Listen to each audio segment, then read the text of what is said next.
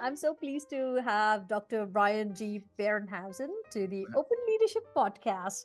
Welcome, Bryan. Thank you, Shabnor. This is great. Appreciate the opportunity to talk with you. Dr. Bryan G. Behrenshausen, Yeah, lovingly referenced as Bryan in our world, recently taken on the role as open source program manager at SAS. And prior to this, Bryan, you worked at GitLab, open source program manager. And that's then right. you managed programs that helped open source projects on GitLab grow, succeed, and thrive. That's right. And before that, and that is where our connection began, Bryan, was at Red Hat Open Source Program Office as a learning and enablement materials specialist and Mhm. as a writer and editor for opensource.com. And That's right. thankfully, he still works extensively with the Open Organization Project and community. I'm so grateful Yes. for that. Thank you. Yeah, me too. I'm grateful for it as well. Thank you. So, Bryan, you know how much I admire you, and there is a history for that. And just for our listeners, Bryan and I started collaborating. Actually, Bryan started helping me out with demystifying what open source is, what open source principles are, what's the difference between open source principles, open organization principles, and everything open. Because I was such a newbie, I had just taken a role at Red Hat Open Innovation Labs in 2019, and I was tasked with the responsibility of defining open leadership as a coach. Actually, my role was to be an open leadership coach, but the more I went into this journey, I realized I needed to know more of what that means. And that's when I started kind of looking at not only like before I understand what open leadership is, I started looking at definitions, I started researching what open source is, and then I came across some content which spoke about principles, but then there were organizations that had overlapping principles, like for example the open source initiative and the free software foundation and Mozilla, for example.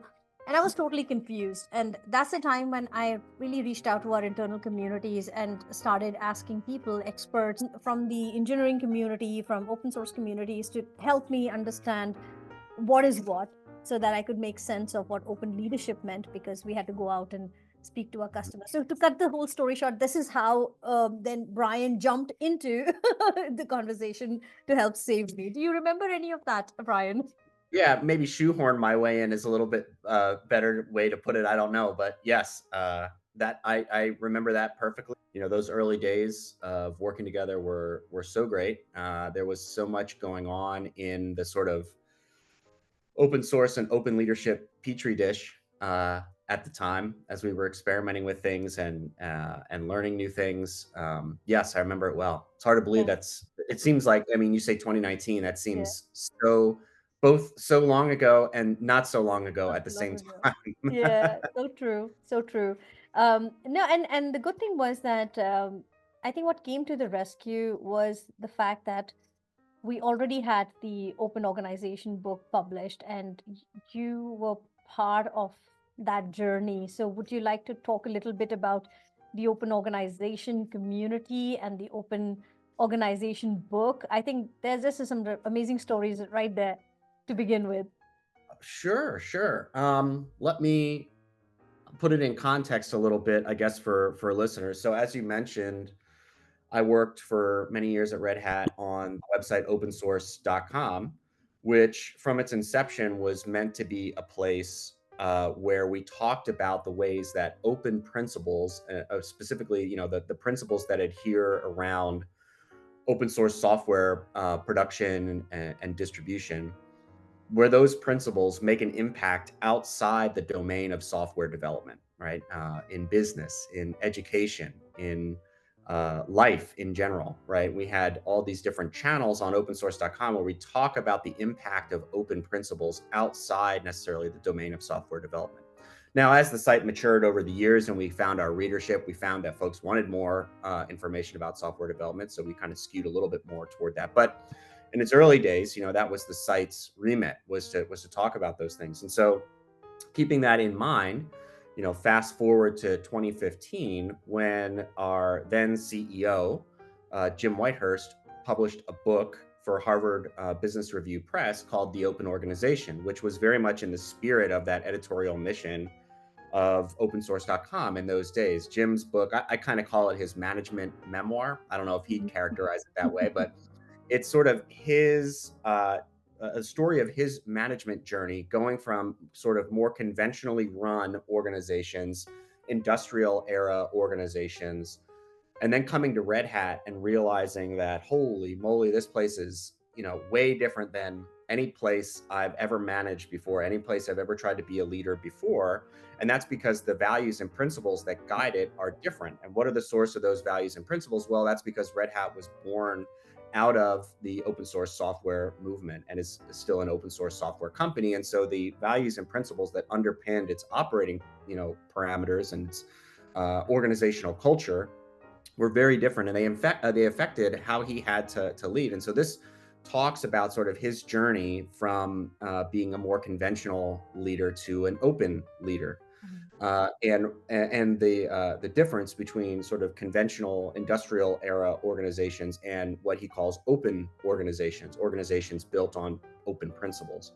So at the time, we knew this book was coming out. I was very lucky to be able to read a pre-press copy of it before it was released. And we said, geez, like, this is such a rich, ripe area for discussion. And we have a platform already, opensource.com, where folks are talking about these issues and the remit of open principles outside the domain of software. And wouldn't this be an amazing extension of that conversation?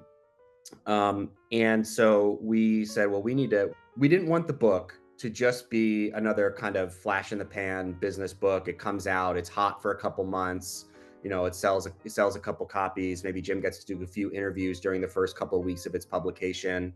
And then the market's on to the next big, the next big idea book or whatever it might be. We wanted this to not just be a book, but a set of enduring ideas and a global conversation. And we knew, Red Hat being Red Hat, we knew that when we wanted to undertake anything, you don't just do it alone. You build a community to do it with you. So the idea was, could we build an open organization community that would not just, discuss this book, but discuss the themes of the book, help them grow, help them evolve, help flesh them out.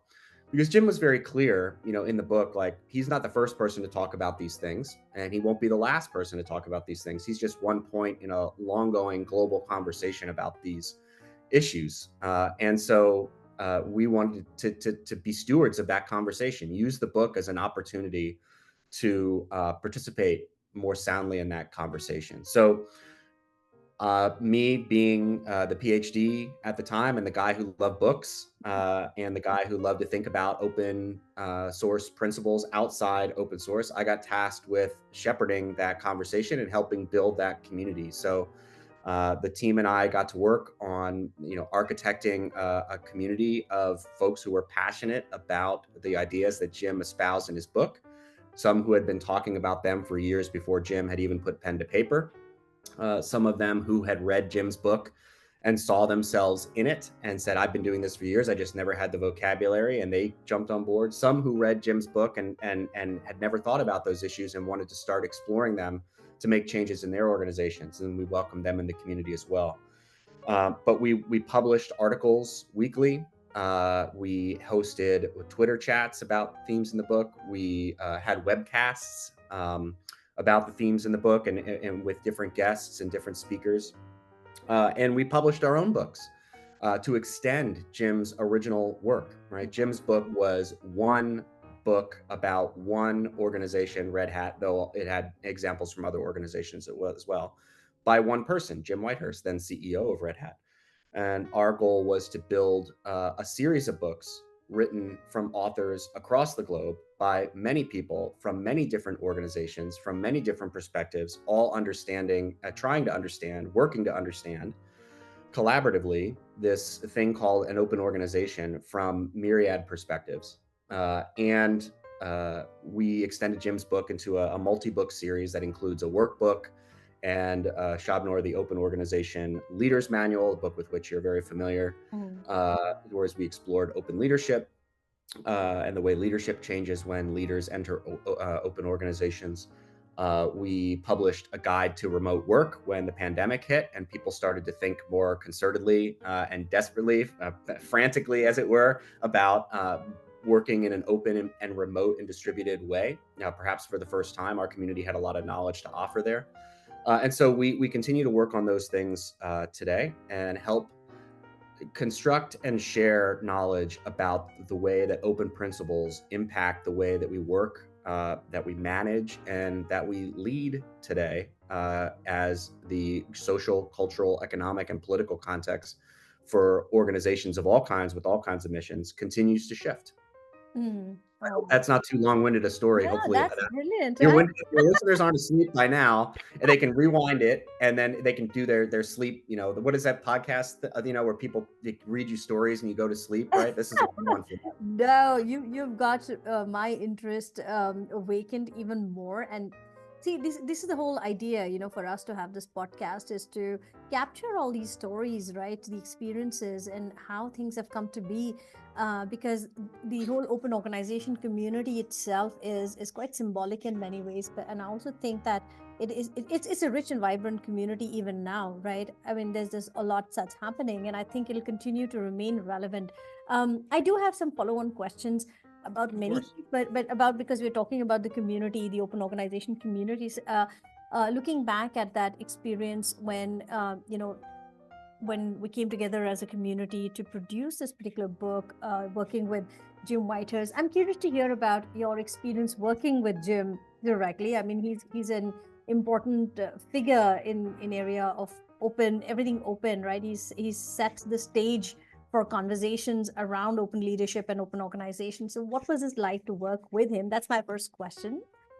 Well, yeah, it's a great question. And I would say, like, without too much hyperbole, it was probably the high point of my career in open source, right? Working at the epicenter of open source activity, Red Hat, and working with the person at the center of open source activity, Jim Whitehurst. With no bones about it, like it was one of the most productive, fulfilling, and satisfying sort of times in my career because I am a writer by trade. I am not a software developer. And I've always been able to find a home in open source by doing things that with prose, not code. So I, help with writing and editing, documentation, with manuals, with websites, with copy for promotional stuff, for events, with whatever. Whenever somebody needs words that aren't, subroutines, I can try to help with that. And here was an opportunity to work with Jim, who had written a book and who needed, well, he didn't need it, but he wanted Mhm. some help extending his thinking there. Mhm. So getting a chance to work with Jim and connect Jim to that wider community of open organization thinkers was just really it was a dream come true, And those early days working with Jim were incredibly fulfilling.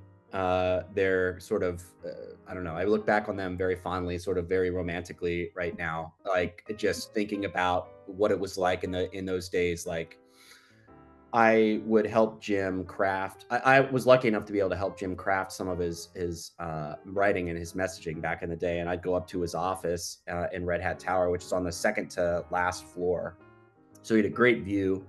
We'd go up there, and I'd go into his office, and he'd have his whiteboard, already full of stuff that he's thinking about, right? Like diagrams and associations between ideas, and everything sketched out. He would walk back and forth in front of this whiteboard, right? And he would go through everything that he was thinking about. And my job was just to kind of keep up, Mhm. and write down what he was thinking about, what he was doing. I would interject with guiding questions or leading questions, try to capture when he had a particularly salient, quote or turn of phrase, and then help him craft those ideas into Mhm. follow-up articles that appeared on opensource.com as Jim's contribution to the ongoing conversation Mhm. about organizations and open leadership in those early days. Because again, Jim never wanted this to be like a period at the book to be a period at the end of the sentence. He wanted it to be the capital letter that starts the conversation, right? Like this is Mhm. just the entree into what we're doing. So graciously, he agreed to not just publish the book, but to participate in our book clubs, Hmm. to do some webinars with and for us, to do some Twitter chats, like he was tweeting, in the Twitter Yeah. our Twitter Yeah. conversation. We have photos of us sitting up there and him tweeting, about stuff, and then working with me to write columns Hmm. for opensource.com. He would write a monthly column where he would basically distill what he had learned since the publication of the book, both from folks in the business community who he interacted with often and heard feedback on his book, but also from the community. Hmm. I got to be the mouthpiece of the community in those meetings with him too, and bring the community's sort of percolating ideas about his writing to him, and that was a great honor as well, and a great responsibility too. Yeah. Um, so those days Yeah. were just wonderful. Yeah. It was Yep. lovely to hear about that time. I remember, like, for me, Jim was like such a textbook example of a great leader. Mm. And there were times I was very, like, in my mind, I was a little, um, you know, I think I was a bit critical, but I was also in a bit of denial because I was thinking maybe he's just pretending, that this can't be true. Like, maybe this is like, he's just putting on an act. And these were like, to be in all honesty, and I was thinking, like, it can't be true. Like, the stuff that he's talking about, there's a book which is like just so idealistic. And then I started seeing him in action at that time. I remember when we were working on the strategy for Red Hat at that time, those transformations were happening. There were like quite a few things that were going on, right? Like the change in logo, and we were also working on finding our why, and all those projects and Mhm. initiatives that were the large scale enterprise level projects that were going on. And also, like, towards the end, when Red Hat was being acquired by IBM, like, I saw him in action in so many ways. And what I loved about him was, um, he was open and honest, right? And he would, there were times there were difficult questions that were thrown his way, and he was able to, like, and he had to, I mean, being a leader, he had to discern like how much information to share and what to withhold. And there were like all these regulations. And I mean, it is challenging to be a CEO, but he would do that with Ilan. And he would, what he did was that he would say, hey, I have this information, but I can't share it with you because of so and so reason. And I Right. thought that was such a powerful thing to do, because that was an example of transparency, right? Transparency doesn't always mean that you have to give everything out, right? You have to use your judgment and your discernment. But he was able to do that, and people could understand, right? But from his position, if he's not able to disclose certain information, and he's telling you that he's not able to do that because of whatever reason it was, I think that was like, I found that incredible, right? And that's just one of the few things. He was accessible to people. I remember he visiting us in Munich at that time, and joining one of our sessions. I was facilitating. I was with Red Hat University at that time, and he joined us in the session. We had this town hall, and he was himself, right? No airs, answering all the questions, being honest and open to whatever extent he could be. And of course, the practices that he brought in, he created the context that he spoke about, right? Create the context and let people do the work. Mhm. Yeah, I have a lot of regard for him as a leader. So eventually, I sorted out in my mind that no, he was not faking it. He was being authentic. Yeah. Yep. Yeah. Genuine is a Yeah, descriptor I've heard, ascribed to yeah, Jim many times, and it's true. Um, mhm. it was a privilege to work with a leader who was so genuine Yeah. uh, in everything that he did. Yeah. So here's another question. Again, we're talking about the open organization book and the community that came together. So how long did the process take for the book to be finalized and be published? Well, did it go through like all other community initiatives that it takes a little longer? So yeah, so the timeline is something like the book. Well, this is a great testament to sort of the open source model. uh, Jim's book, the book that kicked off this particular round of the conversation. Again, the conversation about open organizations, it predated him, but his book, I think, took several years to write. I want to say 2 or 3. I only came into the conversation about that book when the book was in pre-press. Mm, So I got to read the galley proofs but we were beyond the feedback stage at that point. So I got the pre-press copy of the book, consumed it, I still have all my original notes. I just found them as I was cleaning out a hard drive. I have all my original notes on every chapter, and got messaging and promotional stuff ready and community building stuff ready. But the book itself was finished by the time I got my hands on it. That took a few years of writing and research with Jim and his team. And then we set a goal for ourselves to have the community conversation coalesce into a book, a follow-up companion to the book, within 6 months after the publication of the first book. And we did that. So we accomplished in 6 months what a smaller, closed, for lack of a better term, team took years to accomplish. Now, Jim's book was more thoroughly researched. It was longer. It was on a professional press. So there are a lot of factors here. It's not a one-for-one comparison, but the idea was always, how do we take, because we were born out of a book, so to speak, how do we continue the conversation with the book as our coin of the realm, with the book as our artifact of record, but apply the open source development model to the construction of that artifact? So how can we take the book publishing process, open it up, treat it like an open source process, like an open source production experiment, and use the lessons that we learn from open source software teams and communities to produce a written artifact. And so we applied that model to our book series, and we're able to accelerate the construction of follow-on books to Jim's. And by the time we hit, and the community is always very specific that I mention this, so I think it was the workbook. That was our third publication. That book was the first book that we wrote together that was longer than Jim's original. So they in pages, in terms of page count. So the community is always very insistent that I mention that. So we were able to then eventually, after like 3 iterations of books, supersede the length of Jim's original. But the idea was always, how do we take Jim's the sort of parameters that Jim set, and then open that as an experiment in open source publishing, I guess I would say. And within 6 months, we had not only built a vibrant community, and I shouldn't say we built it. I mean, we facilitated it. The community came together and built itself. We just provided the platform and the the editorial resources to continue that conversation. But in 6 months, we had our first follow-up. So to mark the anniversary, the semi-annual release of the book, we published our first follow-up. Okay, so would it be right to say that it's open organization book in itself was the combination or the starting point of the community becoming more active and then producing related or more work in the space of open organization and related topics? Yep, I'd say that's accurate. Yeah, that helps. Yeah, I think in my mind, I had this thing that the community came together to put the book together, and then we started producing all the content. So thank you for clarifying that. So Sure.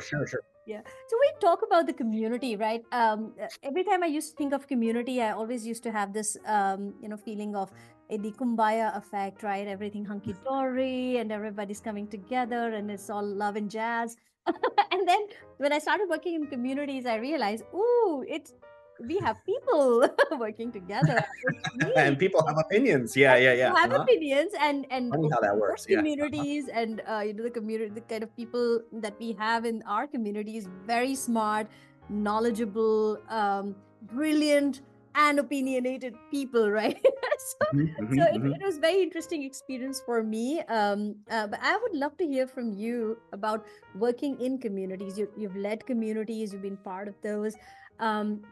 What were some of the, I won't say challenges, but what were some of the insights? Like, what did you discover that you hadn't thought of before? Sure. It's a great question. So something, that Jim wrote about in those early days, and that we always held as a truism, but that I never got to experience directly until I started doing the work myself, was that community will surprise you every time, right? Community will impress you. The community will do things that you alone were just not even incapable of doing, but incapable of thinking about, right? Mm. Ideas, angles, avenues, pathways, approaches, things that you just didn't even enter your mind because you're only one person with one point of view. And so the greatest reward for working on the open organization community in its early days was just how much the community and its voices, the voices of the people in that community, pushed our thinking forward. And it was true that community surprised us every day, pleasantly, sometimes unpleasantly. To be frank, like just like your narrative up front there, Shalnor, it's totally true. Like Jim has an entire chapter in the book about letting the sparks fly, and how to handle conflict in your open community productively and treat it as a gift. And we had that too. And people take conflict as sort of an antagonist with an antagonistic Mm. bent. And I didn't always experience that, but I did experience a differing of opinions that pushed us all forward, which I think was really productive. Mhm. Just on how we would evolve, what was important, what themes we were going to tackle, where we needed to be, how we needed to be having the conversation. All those things super important for our the shape we take today and our life and livelihood today. All a product of an ongoing conversation that was full of surprises every day. It was one of the things that made the work so gratifying and in many ways so frustrating Mhm. in those early and later days, right? I mean, Yeah. community never stopped. The community never stopped innovating. So, Yeah. that I think what I learned in those days was just learned firsthand the role of an open leader, as one, as you put it earlier, Shabnor, of setting the context for others to do their best work. Hmm. I really had a lot of ideas, and I tried to float those ideas, and these are ideas about how we should work and what we should use and where we should publish and how often we should publish, and you don't get I didn't get very far Mhm. with imposing those things on a community. I really had to remain open, for lack of a better term, I guess, to the will and the whims and the preferences and the talents, and the creativity of the group of people that had gathered to have this conversation, and do my best to facilitate that conversation, uh, keeping their preferences and goals in mind. So I really learned in those early days that, what Jim said in the book and what you talk about often, Shadmar, which is, being an open leader means creating the context for people to do their best work. Mhm. Uh, and that's what I really had to learn quickly and firsthand, in those early days, as an editor and a community architect. Mhm. And I've seen you in action as a community leader, especially when we were working on the open leadership definition, when we were putting the open leadership assessment together. And I learned a lot from you because, I could see you in action working with, different people from different parts of the world, bringing different perspectives. And I mean, there were times I was just waiting. It's like, oh my God, now Brian is going to explode, or Brian's going to get triggered, or something is going to happen. But you were so skillful. And I was like, oh my God, like, this is, how does Brian do that? Right. I mean, there were times that I was thinking if that question had come to me or that opinion had come to me, I might not have handled it so gracefully and so effectively and so nicely. And you did it, like you were always like in the listening mode. You were always trying to understand and then play it back to the people. And I could see that, even anyone who was sharing in the community, even if they were themselves kind of uncomfortable or very passionate about an idea, you were able to help them articulate it or help reframe it in such a way that they felt settled and they were able to contribute, right? And I mean, I could just see you in action, and I could just listen to you the way you were moderating. So yeah, I mean, hats off to you, Brian, for that. Thank you. That's wow, that's incredibly gratifying. Thank you. I mean, Yeah. we work to be that way as open leaders. You and I, Yeah. Shabnor, we work to be that way all the time. Sometimes we get it right, sometimes we don't, but it's just nice to know that we get it right sometimes. So thank you. Yeah, absolutely. You're skilled at it. This is really great. So, Bryan, when you were talking about the whole story about the community, you mentioned about letting the sparks fly, and that is such an anchor for me even now, because I remember when I was at the Red Hat University as a management and leadership facilitator. We were teaching courses like the crucial conversation, how to give and receive feedback, the neuroscience of management and leadership, and coaching, all of that. And the idea was exactly this, because in organizations and communities, you have different kind of people that you work with. You're either leading teams, or you're part of a team. And because we are not clones, the fact that how we communicate and how we interact, we have our own patterns, but those patterns we can optimize those patterns if we are conscious. But if you're not conscious, we could also ruffle quite a few feathers, and then we can get defocused. So a large part of the focus, especially at Red Hat, was around upskilling people with this knowledge and also the skills. And then what happened was, when I moved to Red Hat Open Innovation Labs, that's where I was introduced to the entire world of, like, agile way of working, UX, design thinking, practices of like really bringing open ways of working to life. And that's when I learned about the product mindset, how to work with, especially if you have this need for perfectionism, right? How to uh, learn how to you could apply the minimal viable product concept, right? To you can still do your best work but still get the product out. Or practices, right? Simple practices like creating a social contract before you're starting on an initiative, so that everybody has an opportunity to contribute to shaping the kind of team they want to work with, shaping the environment that they want to work in. It created a lot of inclusivity, and I would say it created context for a psychologically safe setup in a team, right? Of course, it's like with any practice, it needs to be practiced, and it needs to be, we need to take personal responsibility for it. But I found that really powerful.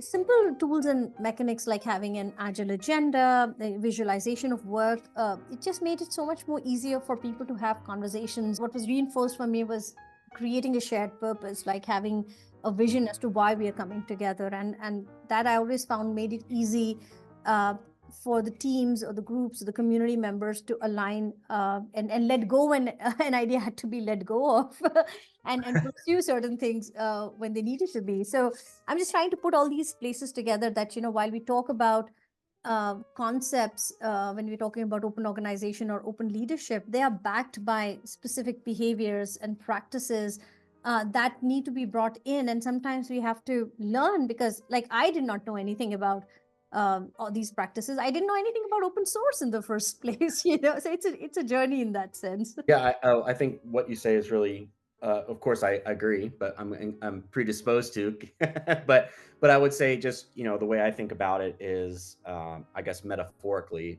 a little bit, but in physics, forward motion, any kind of motion is possible through friction, right? Like Mm, friction is what provides the force for forward movement, right? So you're not going to move if there's no friction. mm, That to me just is a great metaphor for in dialogue and in productive forward moving mm, conversation.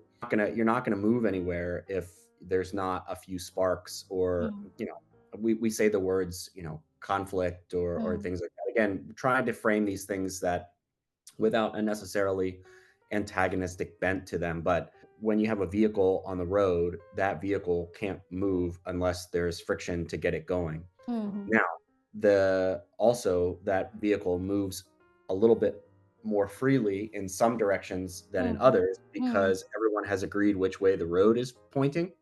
So we might not agree on how fast we're going to move or particular speed we're going to take to get mm, there or whatever. But we kind of took the time to sketch out the horizon and see where we're moving together, to capture sort of what some of the pitfalls and traps have been along the way for others, so we can avoid those. But that doesn't mean that there's not going to be some friction on the road to kind Yeah. of getting where we're going, right? And I think, what there are a lot of techniques you can learn to help Mm.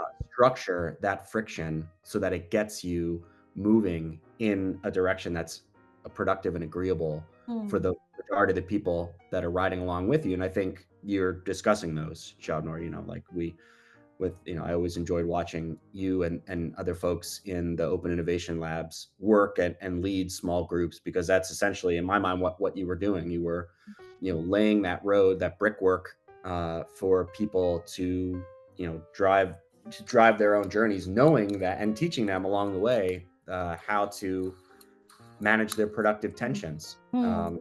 It's an incredibly important skill. Yeah, yeah. No, see, you articulated so well, and I love that example of, the physics and friction, and it just makes so much sense. Yeah.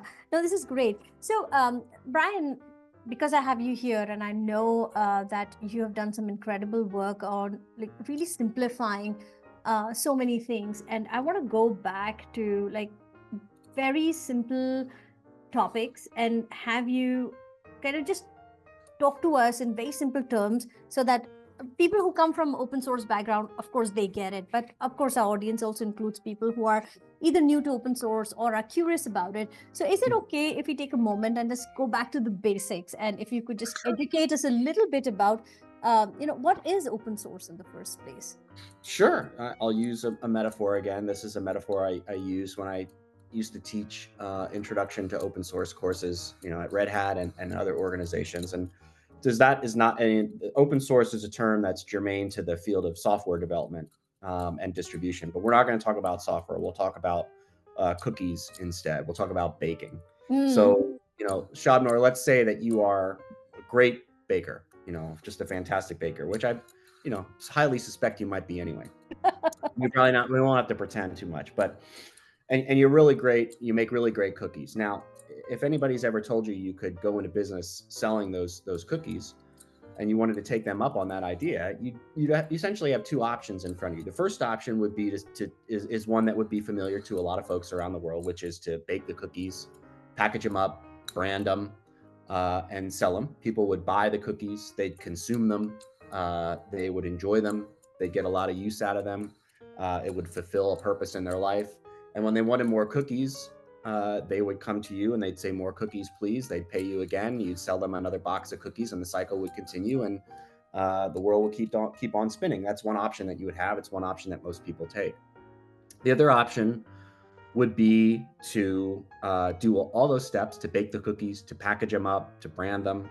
But before you ship them out to your customers, you would take the recipe for the cookies and paste it on the box. The recipe including all the ingredients, step-by-step instructions for how to reproduce the cookies, and all your notes and your marginalia. All the things that great bakers put in the margins of their recipes. Right? Actually, use 1.5 eggs, and be careful of this step. If you don't do this fast enough, they won't. That kind of thing. All that stuff you slap right there on the box, and you send it out, and then you sell the cookies with that as part of it. So if you take that option, you've enabled some practices that you wouldn't enable with the first method of distribution, right? You enable people to first of all reproduce the cookies, right, on their own. In fact, they might not come to you when they want their second batch. They might try to make them on their own. They can experiment with modifying the cookies, right? They can change aspects of the recipes to suit their particular tastes or their needs or their geographic location or their culture. They might feel a little bit safer knowing that they know exactly what's in the cookies and how those things are combined. And if anybody has any allergies or any intolerances, they know what they can avoid or swap out or modify to keep them and their families and their communities safe while eating the cookies. Right? That second approach I would liken to an open source approach to baking and distributing cookies. In software development, source code, or the code that programmers normally work with, the language, the computer code that programmers, software developers work with, is called source code. Mm-hmm. That source code it is like the recipe for a software application. It tells the computer what to do. It tells it how to do it. It has all the ingredients for that application in it. When you are building open source software, you not only distribute the compiled software, the finished product, or the binary, like the baked cookie, Mm-hmm. but you also distribute the source code for the application, right? The recipe, right? So when somebody downloads your application, they can also get access to the source code, which allows them to do all those things with the software that I mentioned being able to do with a cookie, right? To Mm-hmm. be able to review the software, to study it, to understand how it works, to modify it, to change things, to share it with others and build a community of practitioners around it who want to build it with them, to learn from it, to understand the craft of software development from people who have gone before them, Mm-hmm. to audit it for security purposes, to understand where there might be uh, traps or pitfalls or vulnerabilities, or things that they would need to change to make the software more secure, more reliable. Mm-hmm. All those things are possible when you distribute the source code of the software with the software itself. So open source software is software that's licensed specifically to facilitate those freedoms, right? The freedom to use the software for any purpose you wish, the freedom to study the software to see how it works, the freedom to share the software with others so they can learn from it too. That is, in broad strokes terms, that is what open source software is. And open source software is governed by a license, and there are Mm-hmm. many different software licenses. I won't elaborate all those for Mm-hmm. for brevity's sake, but that comes with a license that basically grants end users those freedoms, right? If you have this software, you also have the right to do these things with it, right? So that in the field of software development is what we would call open source software, and that's what I spend my life working in Mm-hmm. and around. But again, I'm not a developer, right? I just care very deeply about software freedom. I care very deeply about digital rights. I care deeply about our lives interacting with our digital technologies, and find that I have been lucky, I guess, enough to say that lucky enough for the last couple jobs to find a place where I can apply my skills as an editor, as a writer, as a program manager, to help various groups in organizations with their open source strategy, with their open source community architecture, their open source business strategy, things like that. Because working with open source software often means rethinking how your organization does things in some ways. Mm-hmm. If you chose that second option to distribute your cookies, it would change likely your business model to Mm-hmm. some degree. It would change how you think about your customers in some ways. It would change how you interact with the market, how you go to market, how all those things. And so it helps to have folks on hand who can help you think through those things. Mm-hmm. That's what I like to do. Yeah, that's interesting. Thank you so much. And this really Sure. helped. In fact, while you were speaking, I was thinking about how this is so contradictory to the way software was being developed until now, right? There's such a shift because it was all about patenting and boxing and making sure that nobody's able to get to that code. And then comes the whole open source software development model, which says like, hey, here it is, here's the cookie box, and here's the recipe. Like, do it yourself, right? I mean, that really requires one to grapple with the whole concept. It did for me, right? And because we're so trained to think that everything that we create needs to be kept hidden, or it needs to or there has to be a price attached to it before it can be shared, or it has to have conditions about how a product or a service can be used, and this the whole open source concept like really makes things topsy-turvy in my view. And that's why when you were saying that it requires a certain way of thinking and certain way of behaving and certain way of when you're interacting with your customers, the way you design or shape your strategies, right, requires a shift. And it's not easy for us because we are so neurologically designed to think in a certain way. That's a fascinating thing for me. So here's a follow on. So you have been part of the open source program office in many organizations, at least three that I know of, right? So could Mhm. you give us, share with us, what is the purpose of an open source program office in an organization? What need is it fulfilling? What's its purpose? Sure, happy to talk about that. But Mm, let me go back to something you said in your previous response, which I think was mm, very, very well put. But something I just want to clarify that I think is important for understanding the history of open source and open mm, ideas. mm, The history of software, in the history of the software industry as an industry, the idea of proprietary software is much more recent than the idea of software development as a whole. So if you extend the timeline, this historiographical timeline of thinking about the history of software mm, development, you extend that backward even further to early days of software development. Sharing your source code was commonplace practice. mm, It was not an anomaly. It was not an aberration. It was not uncommon. And in fact, in many ways, the open source and free software movements are mm, a reaction mm, to changes in the software development landscape uh, that saw the commodification of software in ways that programmers weren't used to, accustomed to, or comfortable with.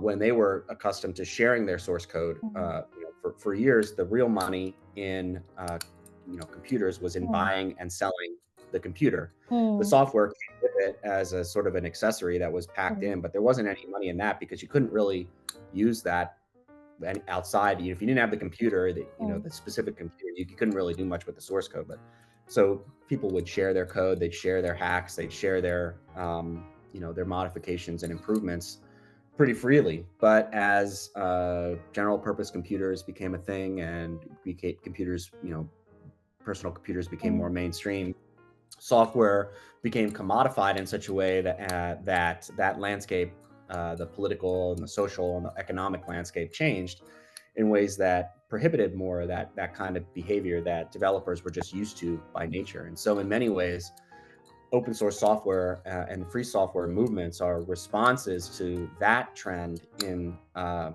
software development practice and software development field as a way to recapture and preserve a history of sharing and collaboration that was already germane to software development that newer trends in the industry threatened. Right. So I mm. always bristle a little. I mean, I think your narrative is not false, but I always bristle a little bit when people call open source an alternative because Yeah, no, open that's source is true. Yes, proprietary software is the yes, alternative. yes. To what was the alternative to what was already a practice of development built on sharing Interesting. and transparency and collaboration. So that Yeah. is really the alternative, right? So Thank you. that's Yeah. Thank you for, because I wasn't, to be honest, in all honesty, I wasn't aware of this perspective at all. So thank you for shedding light on this aspect. And of course, I would love to deep dive into it and research a little bit more about it. But in my mind, like you said, so we have like a perspective, and this is what I really thought that, all along we've had proprietary content, right, and this was the alternative. And what you're saying is that that's not true. In fact, it started as open source, and then it went into more control of that content and development, and then as a reaction, we saw the return of the open ways of working and collaborating and creating software, right? So that's right. that's really, so thank you for challenging and highlighting that. I really appreciate Sure, it. Thank sure. you. Yeah. Of course. Now, I think your question was about open source program offices. Yes. So, yes, I work in the open source program office at SAS. And before that, I worked in the open source program office at Red Hat. Hmm. And these are our offices where organizations kind of centralize their knowledge about open source, and they're useful to the organization in a number of ways. But I'll characterize them like pretty, as we do at SAS, into inbound open source activities and outbound open source activities, and Mm, open source program offices can help the organization with each. With respect to inbound, we're talking about the ways that organizations consume open source software. Open source software is, or I should say, using open source software today is practically unavoidable. Open source software is embedded in almost every software application that we use. It's the foundation for the modern internet. It is the basis for the most popular handheld operating system in the world, Android. It is, using open source software is practically unavoidable. And in that world where interacting with open source software is unavoidable, organizations need to make sure that they are complying with the licenses that govern that software, and that they're using it appropriately, right? That they're respecting the freedoms that the creators and the maintainers have built into that software. So when organizations use open source software, whether they might use an open source library or some facet of an application to build on top of, they need to make sure that they understand the rules that come along with using that software, and that they comply with those rules, and that they participate as a responsible steward of that software. And so when we talk about inbound open source activities, that's what we're talking about. So the Open Source Program Office helps organizations understand their use of open source software, audit their use of the software, ensure that they're using it in a way that respects the licensing conditions, and so on and so forth. Outbound open source software refers to organizations actually participating in constructing open source software, building it with other folks. At SAS, we differentiate between first-party open source software, which is software that we have developed internally, and then open source for the rest of the world to have a look at, to play with, to modify, to enhance, and to share their enhancements back with us. And we also then talk about third-party or upstream open source contributions, which is SAS participating in open source software communities and in projects that we did not originate, but that we rely on for our own functioning, right? And that any number of open source projects that are built into or are the foundation for certain components of our software, we want to make sure that we are participating properly and thoroughly and helpfully in the stewardship of those projects and the growth and the health and the vitality of those things, because we rely on them. So in that way, outbound open source refers to the organization's participation in communities beyond itself. And so when we talk about an open source program office's role with outbound open source software, we're mostly focused on training and enablement around participating in those communities, right? And a center of excellence in the organization for helping that organization's actors understand how open source communities work, how to participate in one, how to open your first pull or merge request, how to understand a community's timeline, how to have influence over an open source software application's roadmap when it's community driven, how to participate appropriately in a technical steering committee for a large project, like all those things that might not be first nature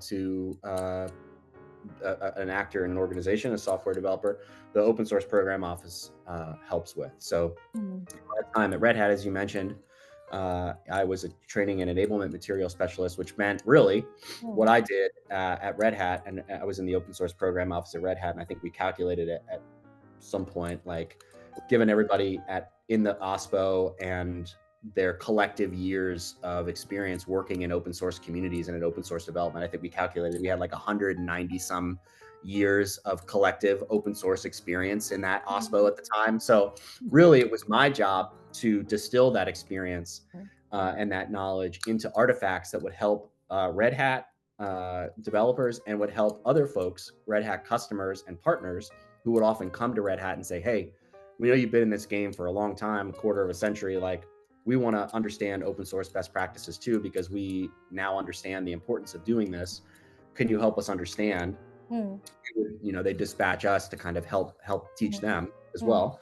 But I would build, FAQs and white papers and workshops and tutorials and presentations and whatever it may be, lunch and learns, whatever was necessary to, to help distill and transmit our collective knowledge of working in open source over the years. And that was it was a great honor and a great pursuit. And I do a lot of similar work at SAS.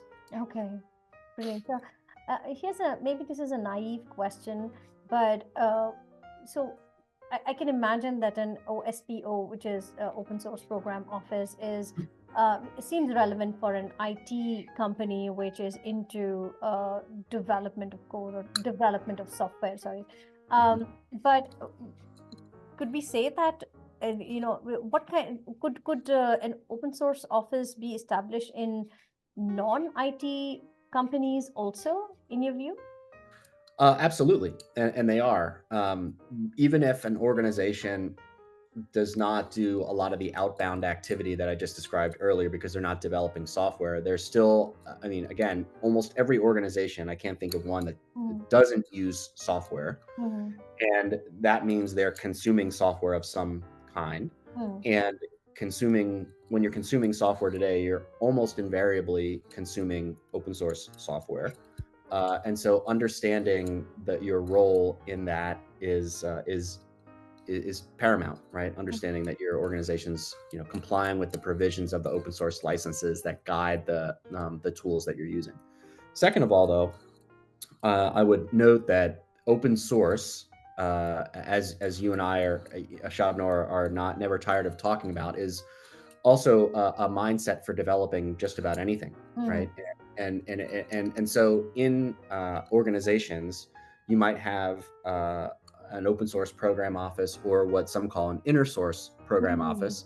And inner Mm-hmm. source is just open source practices developed and maintained and kind of stewarded inside the organizational firewall, like within the organization itself.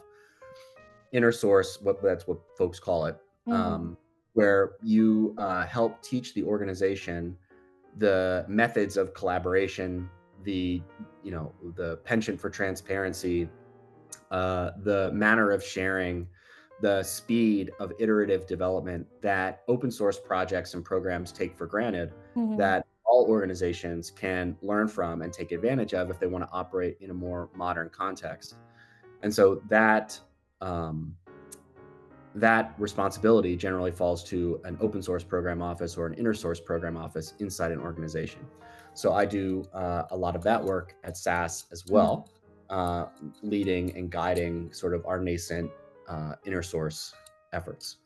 Okay, no, thank you. That's great. Because I remember that when my time at Red Hat, we were also focusing a lot on inner sourcing and helping our customers as well to adapt some of these principles, right? And how to incorporate it in their organizations, even if they were not in the outside world of open source communities. And we had a body of knowledge and some amazing experts who were putting the whole concept together and enabling not only internally but also going to our customers and sharing the concepts, right? Because that's what we do in open source.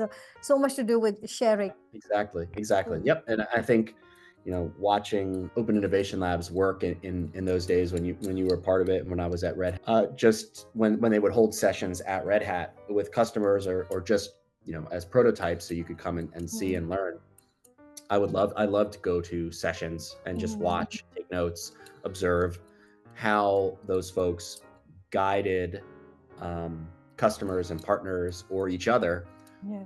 through these really fascinating development practices designed to mimic and capture the energy, the productive and innovative energy of an open source project. Indeed, To, indeed. to And do this is all these practices are available on the Open Practice Library for right. anyone to, if they want to explore, I'll share the link as well. We have one of our ex-colleagues, Tim Beatty, who set up his organization, and he teaches these practices and help organizations solve complex problems using open and agile practices as well. And I intend to bring him on the Great, podcast good. sometime soon. I will be listening to that episode. I never get You tired have of to hearing watch Tim out. talk. So, Yeah. yep. Sounds good to me. Yeah. So Brian, in the few minutes that we have together, I do want to pose some quick questions to you around Okay. open leadership, and then we can wrap up the session after that. But so we've been talking a lot about the open organization, open source communities, development model. But I want to hone in a little bit on open leadership itself, right? So we worked on a definition, and I'll share the link about what open leadership is from a definition perspective. I would love to Mhm. hear if you could share briefly about what is open leadership for you. Oh man, it's a great question. I mean, I think for me, it always comes back to open source, and I think that there's sort of a chain of interlinked concepts, beginning with open source and open source principles, and the way you can generalize those principles into an operating model for an organization. And by an organization, I just mean any group of people that's come together to achieve something.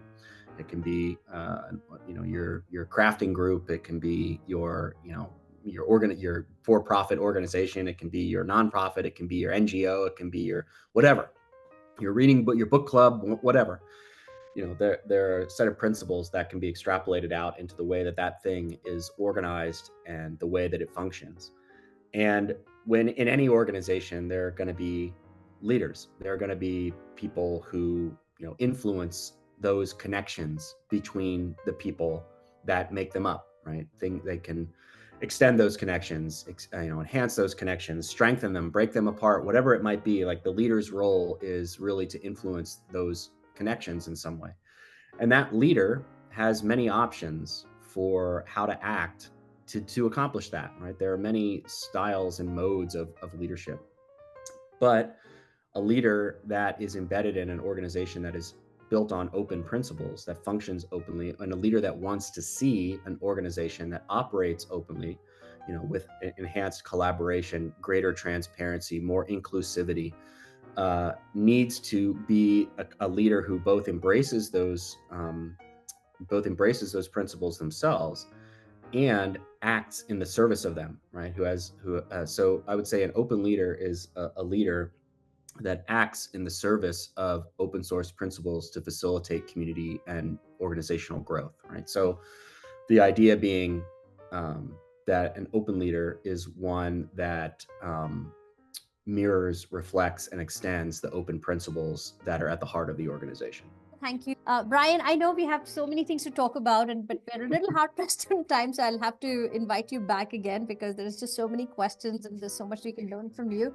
But I want to thank you for being here today, sharing all your knowledge and insights with us. How can people get in touch with you? Yeah, well, first of all, thanks, Shabno, for the invitation and for the opportunity to chat. I mean, it's sort of sad that we live in a world where to get the two of us together to have a conversation, we have to schedule it and broadcast it so that we're both committed to it. But I would talk to you if it was just the two of us too. Yeah, you can find me online as Semiotic Robotic. Semioticrobotic.net is my website, and there you'll have access to all my stuff. I'm also on, I don't do much social media, but I like Mastodon, which is an open source social network. I'm Semiotic Robotic at floss.social, FLOSS.social, free Libre and open source software network. Brilliant. And all that information's at my website. That's great. No, thank you so much. And I will be sharing the links, of the open leadership and open organization definition and, some related content. And I look forward to having you back again on our Open Leadership podcast for more sharing. I would love it. Yeah, thanks so much for the invitation. It's been a pleasure. Thank you. Thanks a All lot. right.